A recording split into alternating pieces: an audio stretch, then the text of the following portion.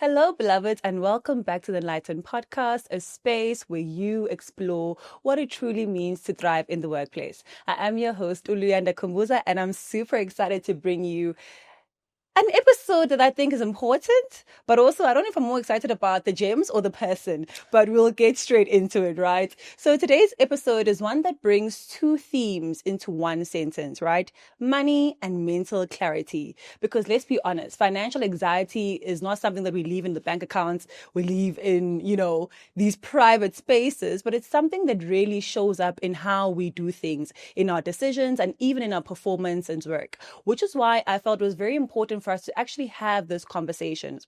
From salary stress to spending, many professionals are silently, dying and struggling when it comes to navigating their money and money battles. So that's exactly why today we're unpacking this topic. If you've ever searched for money advice online, chances are you've come across today's guest, Nicolette Mashile. She is the woman behind Financial Fitness Bunnies, known for making financial literacy very real, a little scary, and of course, relatable. Nicolette Mashile is a powerhouse in the financial education space. She's the founder of Financial Fitness Bunnies, a financial education agency, and you may know her as the Financial Buddy on her popular YouTube channel. She's also a best-selling author, might I say, of the book What's Your Money Move, or What's Your Move rather, and Coco the Money Bunny. Nicolette, welcome. Thank you so much. It always trips me that your new surname is Kumbuza. Yes. Why is she not saying Luyanda Duma? Every time you see me, oh God, you're married. It was literally on my phone, you are L Duma. So it's like, oh my God, I need to edit that. Yeah. How are you doing? I'm good. How are you? I'm well. Today we've brought you here to help us a bit about, money, which is something that you know quite closely. And I think we're in a season currently in the podcast where we're speaking about soft strength, right? So how are we thriving in this new world of work? And we've brought together money and mental clarity. What is the link? Is there a link? And what is so important about money when it comes to how we navigate our careers?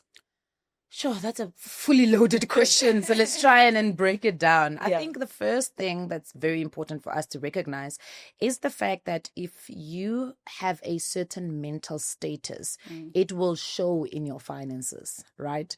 And often what happens is that if you don't have the right level of self-awareness, you may carry on doing certain ways, certain things a certain way, hoping for some sort of change at some point.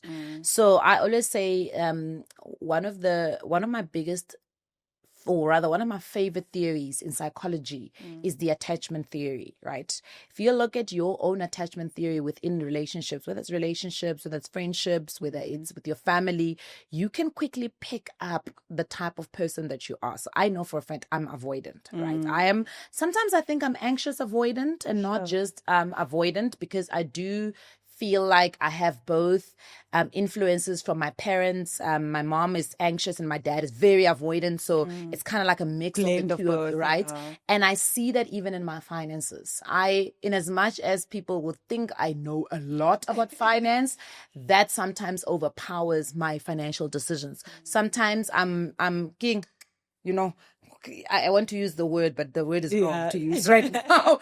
But basically, I'm just like, I don't have to deal with this, so let's just pay it off. You know what I mean? Or let's just pay it away. Or, sometimes I use money to try and solve problems that don't really need money. Money is simply the plaster. So even at work, if you're somebody that is anxious, avoidant, you're probably struggling with negotiation processes. You're struggling with maybe leading a team. You're struggling with being led. So there's quite a number of things that I think your mental status will really expose about how you just navigate life in general. And money is just one of those things. So it's not this is what you do with your money, and because this is what you do with your money, this is what you're going to do at work. It's more, this is who you are. And because this is who you are, this is how you're going to treat work. This is how you're going to treat friendships. This is how you're going to treat your money. So I think a lot of us could do so well if we just spent a little bit more time with an expert, whether it's a psychologist, whether it's a counselor, or even somebody who's much older than you, who's more calm and reserved, and can actually sit down with you and listen to who you're saying you are, observe, and then maybe give you a bit of a, look, I think maybe you are this person, or you are kind of this person. That on its own is a superpower.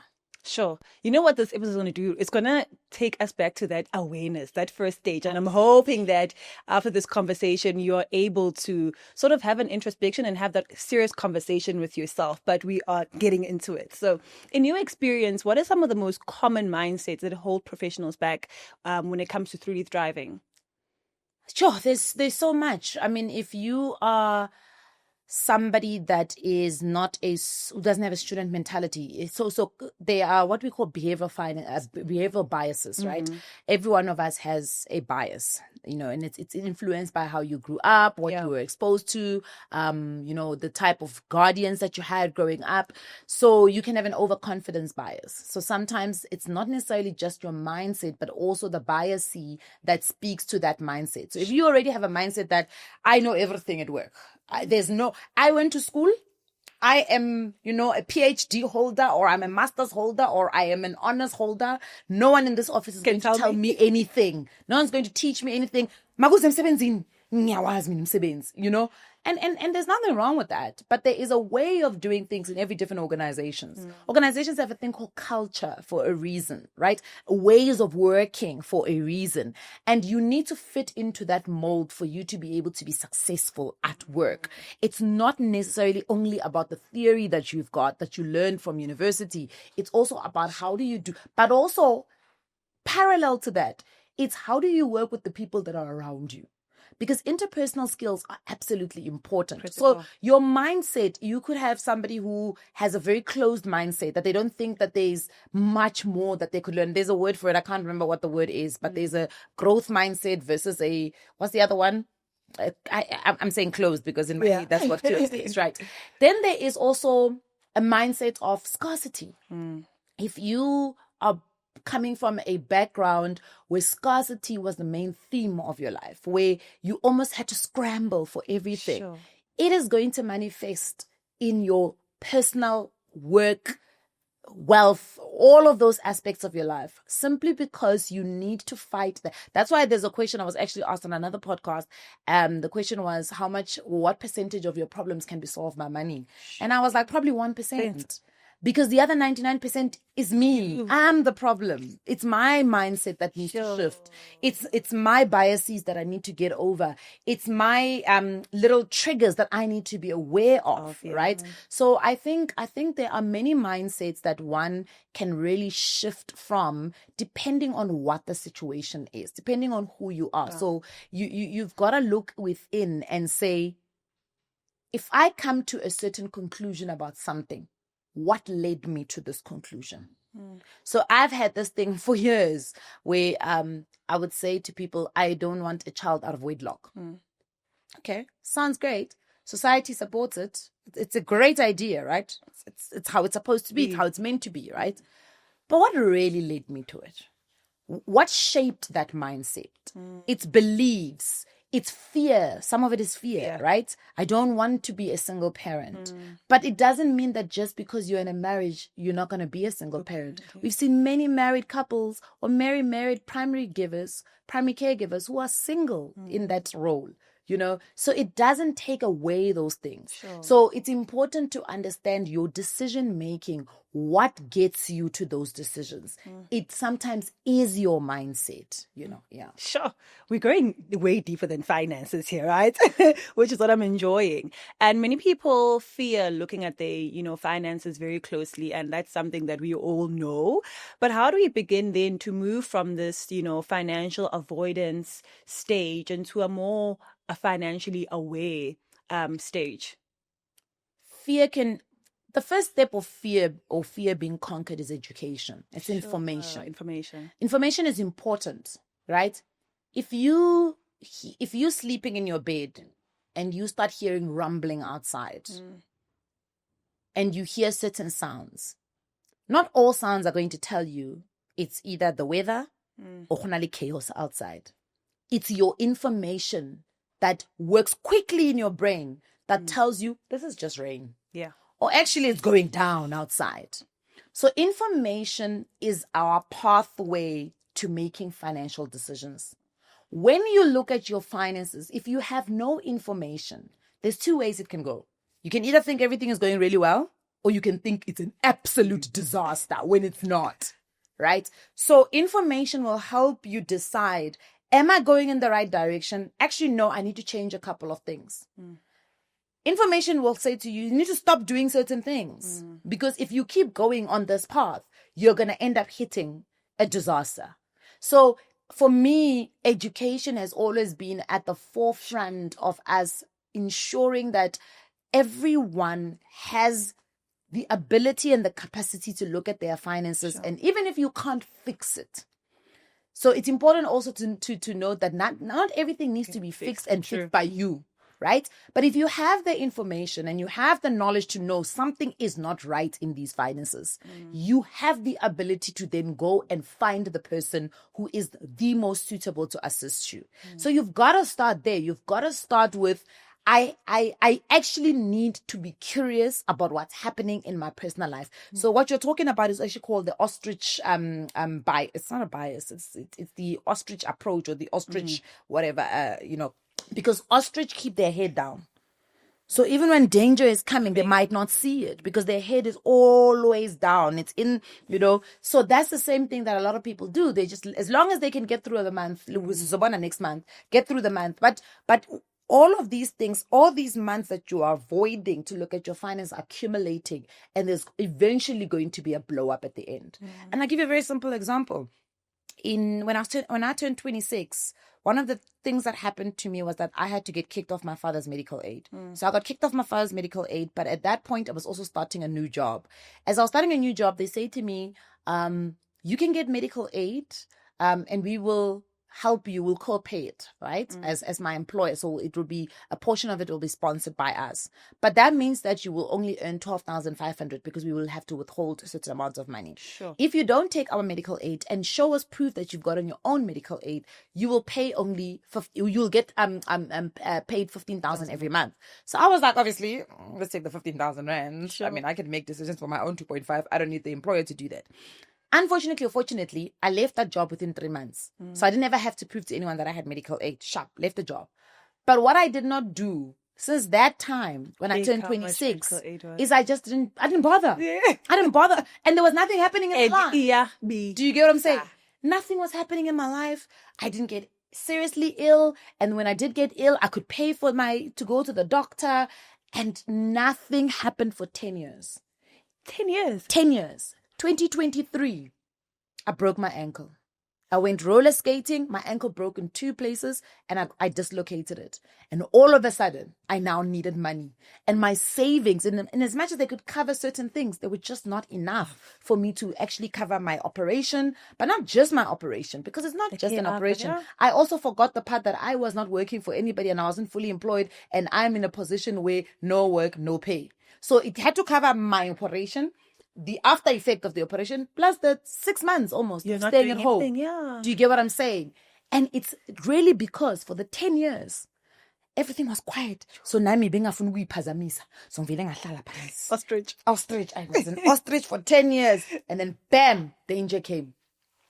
And that derailed my finances. So that's why I say the accumulation of it may seem small every day because you're ignoring it. But at the end, when it hits you, after 10 years, so big. So a lot of us are ticking time bombs. We just don't know when the bomb is going to go off. Sure. You always want to make, money conversations relatable, from games and I think the stories that you share and even on your content, right? Why is it so important for you? I think it's important because money is, so there's an industry called the financial services industry. Then there's money. Those two things are very different. Financial services industries, let's put on some suits. Let's be CAs. Let's be financial managers. Let's be financial analysts. Let's be investment bankers. Do you get what I'm saying? That's the industry.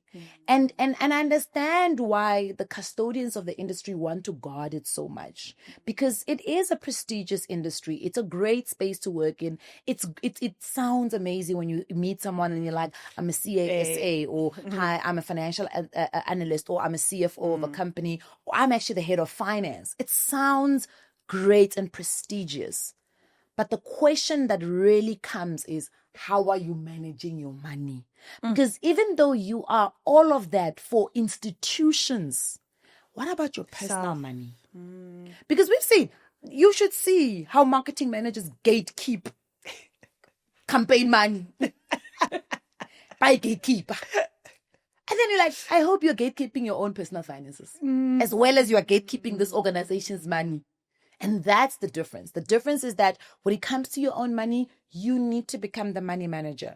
You need to be the person that knows what is happening. We're not asking for you to be explicitly knowing what's, okay, no, you know, 10% inflation adjusted at 6%, I'm going to have this much in the next 5 years. Nobody expects it because they are experts. There are people who've gone to school to do that. But at the very least, know where your money is going every month. Sure. Track your expenses. Do a budget. Know how much you are saving. Put money away for investments. You get them, draft a will. Even if the will is not legal that you've drafted, it gives an indication now to when you go to a specialist in that space to say, okay, this is what you want. Because if you don't say what you want, it will not happen that way.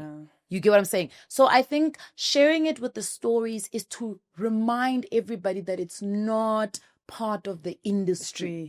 It's outside. It's human. It's us. It's who we are. It's every day. And that's the other thing about money, right? I would say it's important to understand that money is not this thing that sits outside of you, where if you want to visit it, why? No, your everyday decisions are determined by how you manage your finances. What car you drive, what house you live in. Can you take an Uber to the next interview? Can you take a taxi to the next interview? Will you have a suit? All of those things are a culmination of how you've managed your finances. Sure. Let's talk about value, right? Especially when it comes to when we look at it in the context of the workplace. How do we link self-worth, performance, and financial compensation in a healthy way?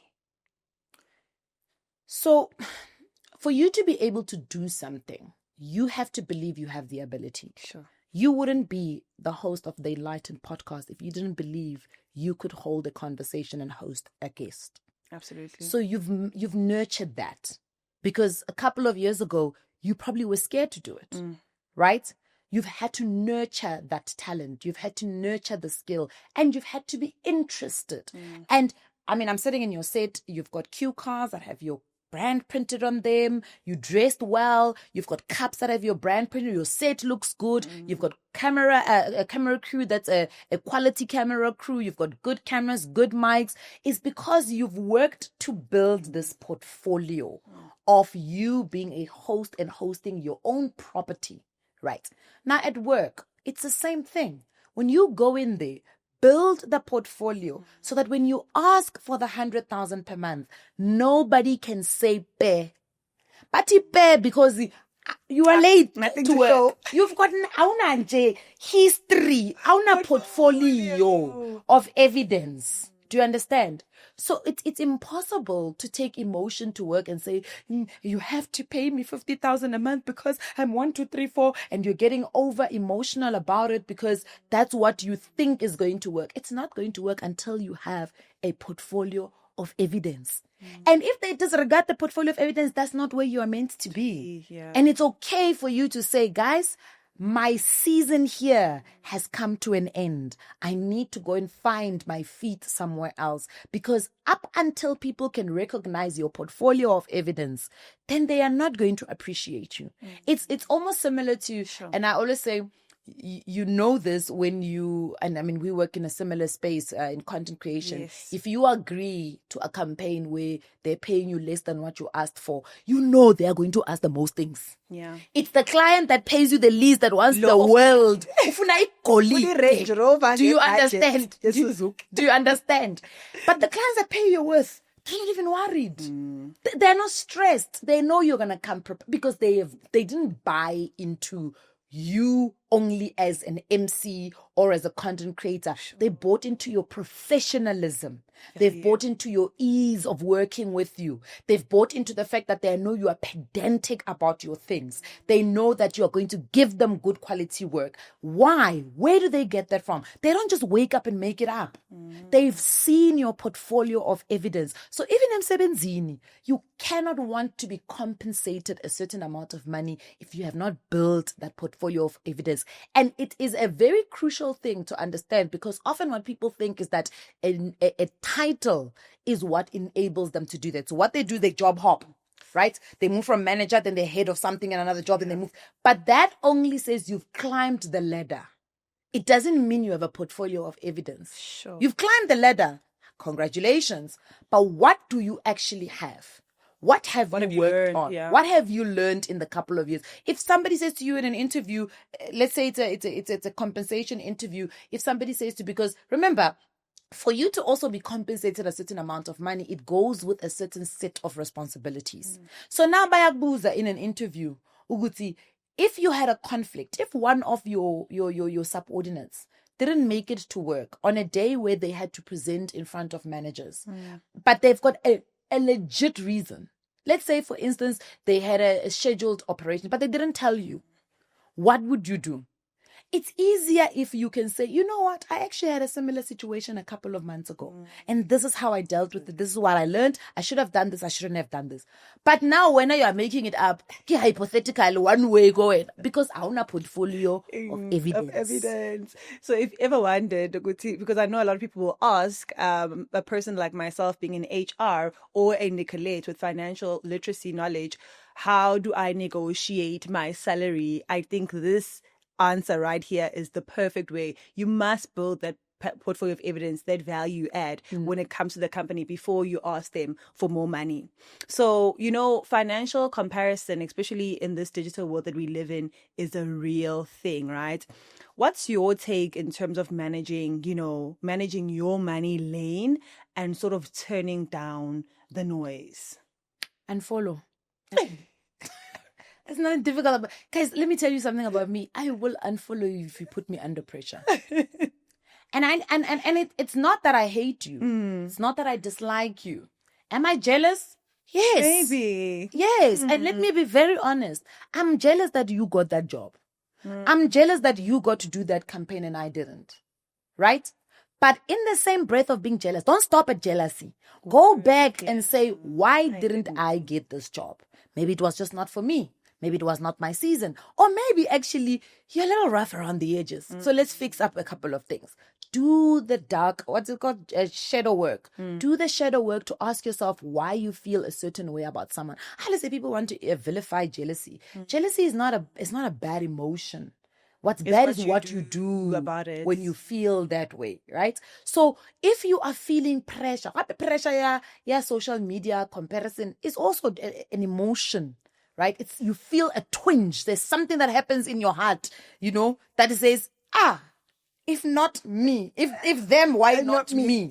Right? And then what you want to do is you want to put some action behind it. And that action is where there's a gray area, right? So you are now overspending because you're trying to keep up with the kumbuzas. Pull yourself back and ask yourself the question, Uti, why am I feeling this way? And what can I do that can make me feel a bit better?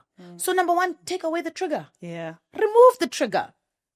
You will come back to that person and follow them again. Yeah. Mute them if you have to. Oh, beautiful. Mute is a beautiful thing. Mute is it's a gift. It's a beautiful from metal to us. Do you understand?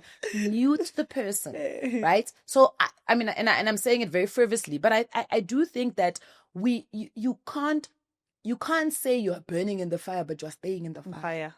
Puma. Umlilo uyashisa. Puma. Get yourself out. Stop allowing yourself to dwell in the problems. There was a gentleman that spoke. I was watching his podcast. It wasn't a podcast. It was like a short little video. And he said, there are 3 things that you need to avoid. I can't remember the last one, but I remember the 2 because they stuck out to me because I'm that person. Yeah. He said, stop complaining. At some point, I had to stop complaining. Sure. I had to say to myself, it's become such a norm. And I realized it a couple of days ago where everything to me was just a complaint. And I was like, at what point do I stop and say to myself, hey, man, Luena, you're too much now. Someone asks you, how are you? Yeah, but let's go. Yeah, Shona.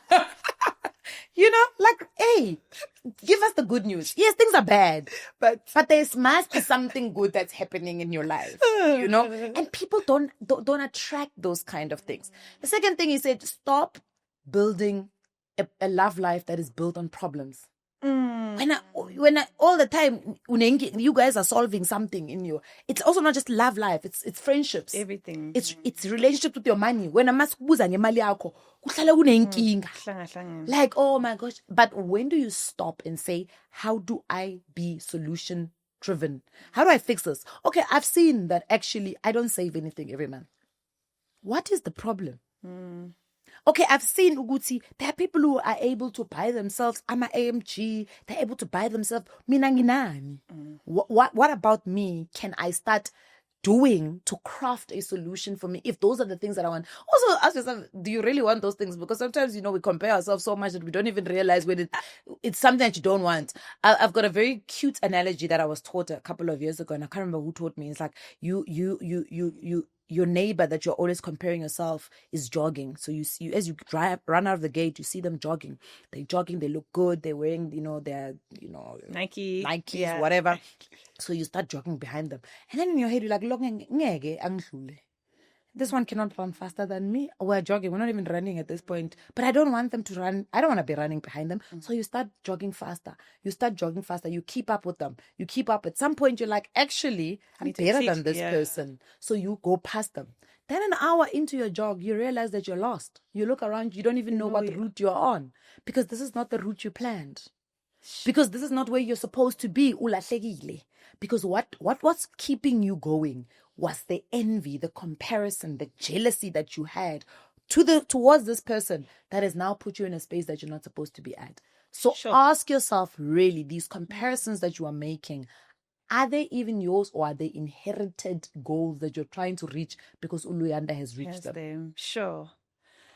What's the one financial habit that you think every professional should have or should do?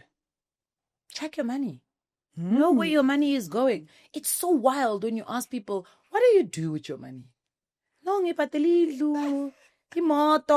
then you're like, but all of that can't take all of your money. Yes, Nicolette, the money just disappears. It's my favorite line when I speak to young professionals. Their favorite thing is to say, my money just disappears out of my account. But there's no money that disappears. There's no such a thing. So ideally is to know where each and every single cent, the same way that you would do at work, the same diligence you put at work, even if you are not in charge of the finances, but I'm sure you've got a cost center that you are going to be accountable for, right? I'm sure that you've got a boss that you are accounting for. The same way you track the time that you spend at work. Luyanda, namhlanje wenzeni? Hi, in the morning I sent this one an email. I attended a meeting. I had this. You can track all the 8 hours of your day. Emsebenzini. Employ the same strategy to your money. I know where this 1,000 went. I know where this 500 went. I know where this 100 rand went. I know where the 50 rand. You are clear on where all of your money is going, because that is the big picture. The moment you start doing that, you know exactly where you are spending your money. And remember, where you are spending is where you're investing. I actually read a nice little quote the other day that said, if you want to know what's important to people, look what they photograph. Sure. What do they photograph and what do they share? Those are the things that are important to them. I want to go check now. Yeah. You need to know what is important. So the same way, look where you're spending your money. You'll know what's important to you. Where you're spending your money, that's your heart. That's where you will know what is important to you and what you hold highly. Now, people say, I want financial freedom. I want to build wealth, but they are not putting their money in any of those things. Yeah. Sure. Before we wrap up, you've created content, for children, for professionals, and even people, with families. What's the one universal truth about money that you wish more people understood? It doesn't matter how much you know. Really? It does not matter how much you know. So just because you know so much, you don't have the most money? It doesn't. Sure. And the people that flash the most things don't have the most money the way. But let me quantify why I say it doesn't matter how much you know. Going back to the first question you asked about mental clarity. Money is an energy. Money is often carried with the emotions that we carry. Yeah. When I broke my ankle, I as I said, I spent a couple of months literally on my back, no work, no pain. So I started getting very frustrated. I got an email from Nike. They said to me they want to do a podcast with me. I said, oh, sounds great, sure. I said, it's a Facebook interview. I said, oh, okay, sounds really, really good. Let's do it. Said, no, and we're going to compensate you. We'll give you $10,000. I said, oh, man, $10,000 from a 190,000. I'm in. Then they said, okay, we need to have a meeting because they need to help me set up my Facebook page so that I can do the interview. Not a problem. First and foremost, the meeting, obviously in LA. So the meeting was like at 2 a.m. I stayed up. Sitting in the meeting all dressed up, we're in this virtual meeting, and then the gentleman is like, yeah, okay, so log on to do you know how to create an event on Facebook? I'm like, no. He's like, okay, just share your screen, I'll help you. Did that within 30 minutes. 30 minutes is even long. Within 10 minutes, you've been kicked off your Facebook page. You've been kicked off your Facebook channel. It's, what young has taken over your Facebook? Hey, Mfana. I actually thought I was losing my mind. I thought I was losing I lost my Facebook account at 2 a.m. By the time it was 6 o'clock, I was still awake. The status of my mind was desperate, panicked, scared, worried about my finances. So it doesn't matter how much you know. Sure. It helps, but it doesn't always matter. And you need to regulate self so that you don't find yourself in those kind of situations. That is hectic. If you could leave one tip to our audience around financial wellness and clarity in their careers, what would it be? Buy my new book. Oh, yeah. Love that. No, look, I think it's get intimate with yourself. Sure. Find out who you are. Our egos are large, guys. Our egos are large. Our self-worth and our boundaries only extends to people who are our partners and not necessarily the world. and it's different to state a boundary versus exercising one. Sure. Right? We have a lot of rules and boundaries and all sorts of things. I'll never text the guy after this. Mara go cheleteng, ha hona di boundary. Ha hona boundary. So get intimate with who you are, know yourself, have a little bit of self-awareness so that when you do make money decisions, you know where they come from and what has actually fueled them. Thank you, Nicolette. Thank you for bringing not only just brains, but hearts to this conversation. I think you've given us practical tools. You've given us enough to think about and just act on that awareness and sitting down with ourselves and our finances. And to you, thank you for tuning in. This has been the Enlightened Podcast. I am your host, Uluyanda Kumbuza. Until next time, bye.